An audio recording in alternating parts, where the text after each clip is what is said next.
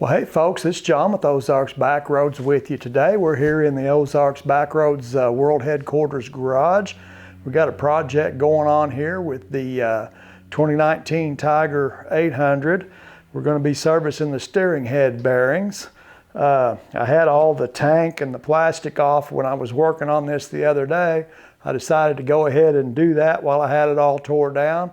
We'll take a look at kind of a down and dirty, quick way of doing it where you don't have to take the whole front end apart to do it. And it'll work on most bikes, pretty similar. So stick around.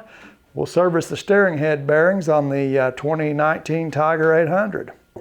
Before I button this all up, we've got our filter installed, our pre-filter. And I've got the tank and all the plastic off the front of the bike. It's a really good time to go ahead and grease the bearings in the steering stem.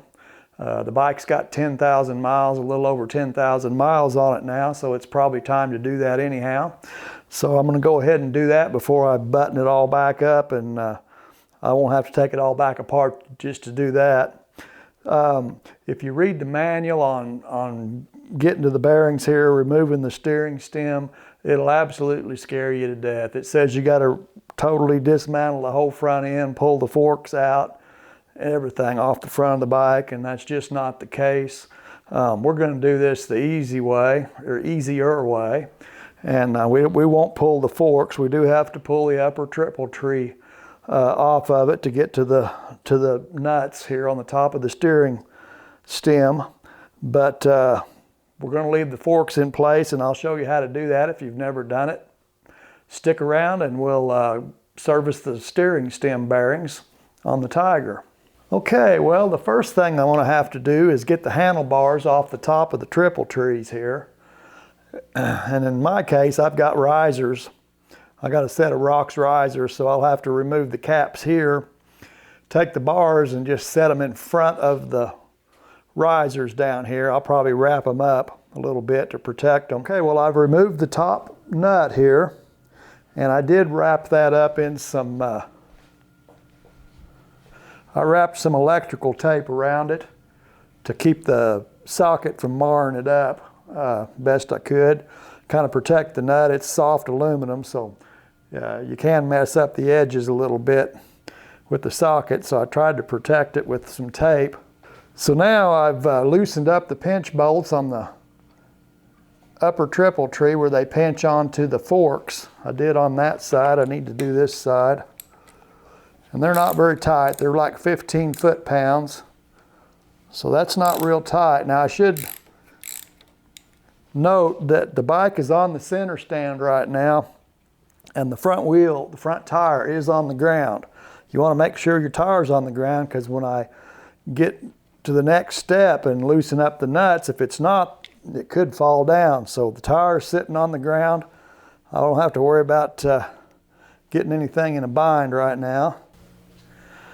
All right, well, I've got it going my way now. I just took a little hammer and went right underneath on either side, underneath the triple tree. There it is.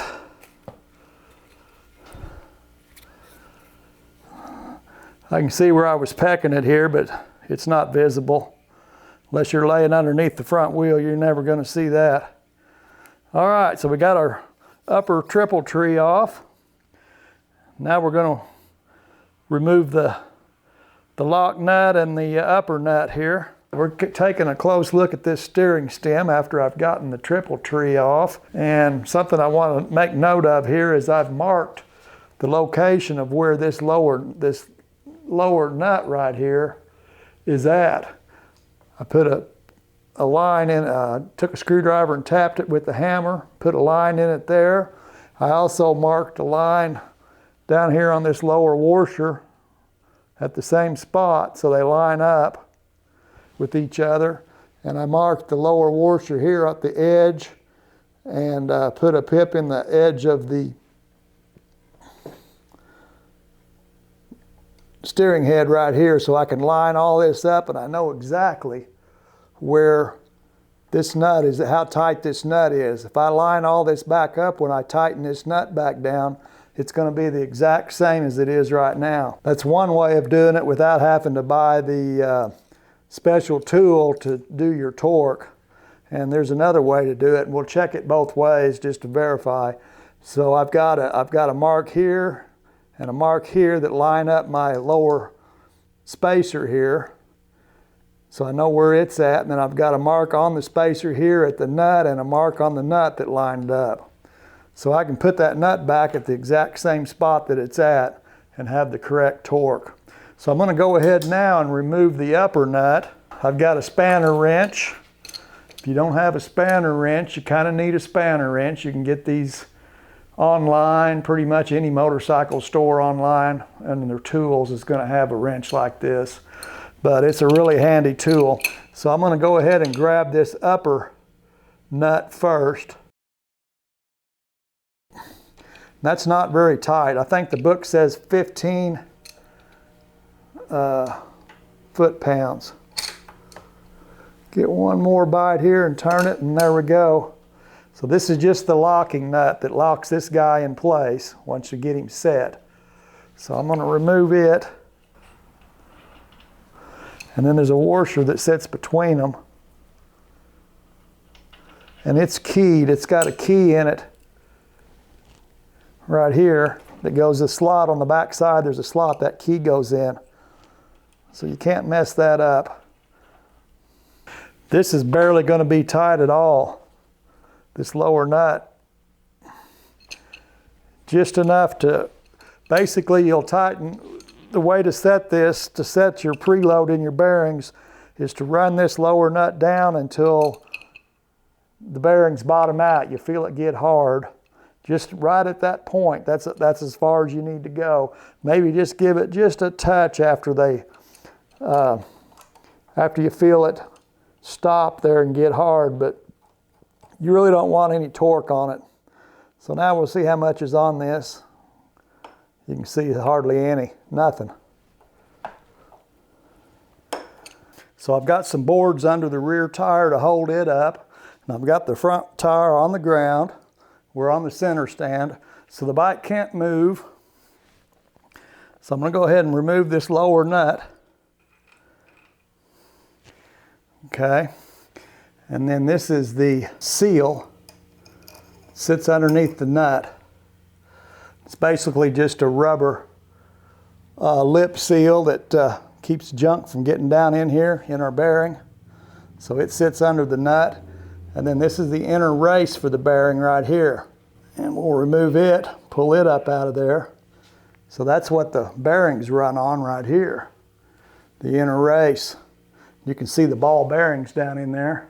So I'm going to set these down in order over here, out of the way. We can actually just pull that bearing out. There it is. So it's out of there. And it's still got some grease in it. It's not just terrible. The lower race is driven into the frame here. I'm going to give it a feel with my finger. It feels good. I don't feel any bumps or dimples in that. Now what I need to do is let the forks drop out a little bit to reveal the bearing at the bottom of the steering stem. So what I'll do is remove the boards out from under my rear tire and let the rear of the bike drop about 1 inch. The wheel's going to stay on the ground, and you'll see the steering stem drop down. And I've got about 1.5 inches of play here on my brake lines. So I want to be sure and not stretch those real tight. So I think if I drop that about 1 inch, I'll have room to get to the lower bearing and get some grease in those. All I'm doing is just removing the boards out from underneath the rear tire and letting it drop down, which raises the front. Okay, I got all kinds of room now. Okay, we're looking at the lower bearing here. This is the lower triple tree here. The stem, the triple tree and the forks and everything is dropped out, and our bearing came down with it, and right here it is. We can see this. Still got a fair amount of grease in it. This is the seal. Okay. If you look under it, this is the lower race. I can feel in it, and it's nice and smooth. There's no dimples or anything going on there. So basically, I'm just going to pack this with grease, and then I'm going to lift the rear of the bike up and force the stem to go back up, the front wheel, everything to go up and get it back up into place. And then I'll grease the upper bearing and put the nut back on it. So right now I'm going to wipe this out, get as much of the dirty grease off of it as I can. So I'm going to take my high pressure molybdenum or molybdenum grease, wheel bearing grease. Lift the bearing up and then fill this race up with it. See if I can get some in the bottom of the bearing here on the bottom side. Kind of press it up in there. Like so. So that's all full of grease underneath. And then I'll just put some on top here. Just press it up in the race all the way around. All right, we got grease in there. So now I just need to get the stem worked back up inside. So the first thing I'm going to do is just raise the back of the bike as much as I can and try to get one of my boards underneath the rear tire. Push the wheel back here, and I've got a little chalk block right here to hold it. Let me see if I can lift the back of the bike now. All right, I got one board under it. I'm gonna roll this wheel back a little bit, right about there. I've got that pretty much back up in place. I'm gonna go ahead and grease the upper bearing and get it in place and get the nut started. Well, we're up here back on the upper bearing. I've wiped this lower race out down in here all the way around. Now I'm gonna put grease in the lower race. Just fill that race up with grease, fresh grease. Now my bearing, I've wiped it down real good. I'm gonna go ahead and pack it full of grease back here on the back side. Just get all that packed in real good. I'm gonna go ahead and get the outside here. I'm going to set my bearing now down in the race, over the stem and down in the race. Just push it down into place there like that. Okay. All right, we got all kinds of grease in there now. Okay, now we're ready to put our upper race back on. That came off, that was what was underneath the nut here, underneath the seal. So this is just the upper race that runs on the rollers there, the ball bearings. I'm going to grease them. And then the channel goes down over the balls. Like that. Okay. Now we're just reverse ordering. I had my seal plate with the little lip seal on it set on top of that, like that. My nut goes on now. All right, we'll get our spanner wrench out and tighten this down. And I'm just going to pull it down till it tightens up to start with.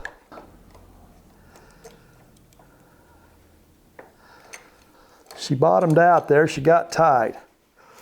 So I'm going to line all my marks up here that I had previously and pull this on down just a little more. I can see my marks, I just need just a little bit and they'll all be lined back up. The marks on the nut and on the spacer here and on the side that I marked are all back in alignment. So that's where it was before. So basically you just run it down till you feel it bottom out, and then it went about just a little bit after that to get everything to line back up. Let's see how much it took from zero once it bottomed out. How much it went past. So there's the bottom there. It just now bottomed out. Yeah.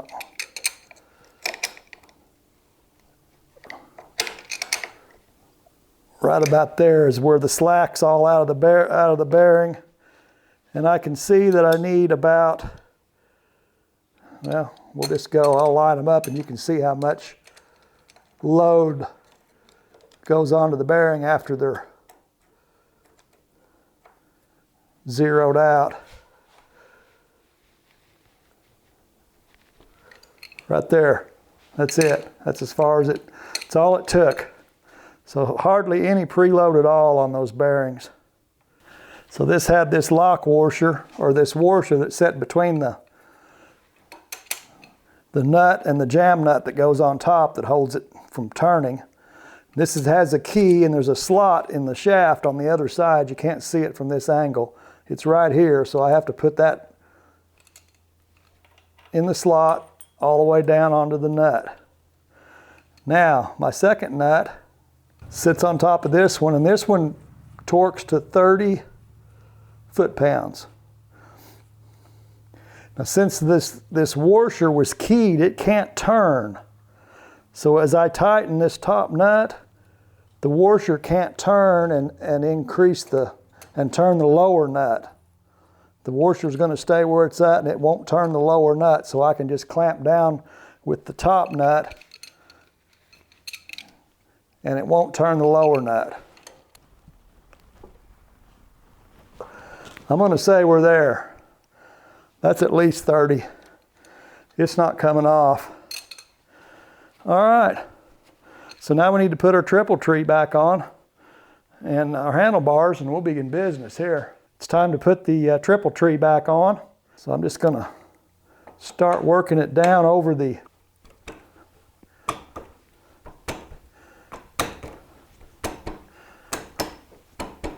just back and forth, peck it down over the forks. Yeah, it's starting to get tight. I'm gonna use a board, a little short board that I've got here, and I'm just gonna continue the process here. This will keep me from marring up my triple tree here. We'll hear it bottom out when this goes down and lands on top of that lock nut. You can hear it there. Hard as a rock. So we're down. We're on top of the nut there. This had a small thin washer under the nut. This is a very fine threaded nut, so it doesn't take a lot of torque, 30 pounds of torque. All right, I'll get my torque wrench, put 30 pounds on that, and be ready to mount my bars back up. Okay, we got our handlebars back on. Tighten my pinch bolts here on the upper triple tree onto these forks, 15 foot-pounds on the pinch bolts. And that's pretty much all there is to greasing the steering head bearings on this Tiger. It's pretty similar on just about all motorcycles. Some are easier than others. This one is pretty simple. This is an easy one. So that's pretty simple. It's not real hard to do on the steering head service. You know, after you service them once, you could probably go 20,000 miles or 25,000 miles once you know that you've got a lot of grease in there. They'll last a long time. A lot of times from the factory, when they're new, they don't put a lot of grease on those. These they did. They looked really good. I've had other bikes that didn't hardly have any grease in them. So it's just luck of the draw on that part. But I won't have to do this again, I would say, for at least 20,000 miles. Well, folks, I appreciate y'all hanging out with me and checking out the service here on the Triumph Tiger 800. That was kind of a easier way of doing steering head bearings. You can do that on just about any motorcycle that has just a normal type front end on it. They're all pretty similar. So I appreciate y'all watching. I invite y'all to come back and see me. Till I catch up with you again, y'all take care of yourselves. We'll catch you later.